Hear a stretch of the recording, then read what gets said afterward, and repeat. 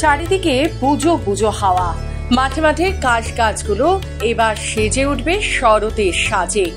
মা আসছে যে, আজ শ্রাবণ মাসের শেষ সোমবার। এই পবিত্র দিনে গাংপুর আলিয়া সার্বজনীন দুর্গোৎসব কমিটির খুঁটি পুজো অনুষ্ঠিত হয়ে গেল। দীর্ঘদিন ধরে পূর্ব বর্ধমান জেলায় মাঠ ঘাট আকাশ বাতাস জুড়ে সর্বত্রই যেন ডাক দিচ্ছে ও মা আসছে।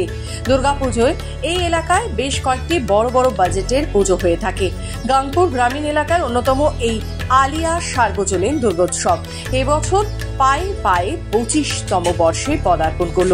এবারে তাদের থিম রাঙামাটির ঘোড়া, চন্দননগরের লাইট এবং এলাকার ডেকোরেটরস দিয়ে মণ্ডপ তৈরি হবে এই দুর্গাপুজোয়।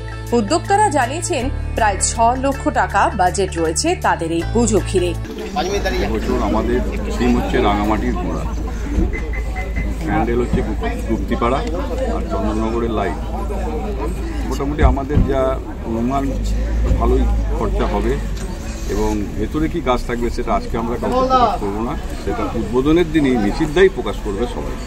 সার্বজনীন দুর্গোৎসব কমিটির খুঁটি পুজো অনুষ্ঠিত হলো। আজকের দিনটা অত্যন্ত গুরুত্বপূর্ণ দিন। শ্রাবণ মাসের শেষ সোমবার, শিবের মাথায় জল ঢালার আজকে হচ্ছে শেষ দিয়ে দর্শনার্থী হাজার হাজার সারা বাংলা জুড়ে লক্ষ লক্ষ মানুষ আজকে শিবের মাথায় জল ঢালছে। সেই দিনটাকে বেছে নিয়ে আজকে আলিয়া সার্বজনীন দুর্গোৎসব কমিটি তাদের খুঁটি পুজো আজকে অনুষ্ঠিত হলো। আজ থেকেই পুজোর কাজ শুরু হয়ে গেল। আর এবছর আমাদের আলিয়া সার্বজনীন দুর্গাপুজো কমিটির থিম হচ্ছে রাঙামাটির ঘোড়া।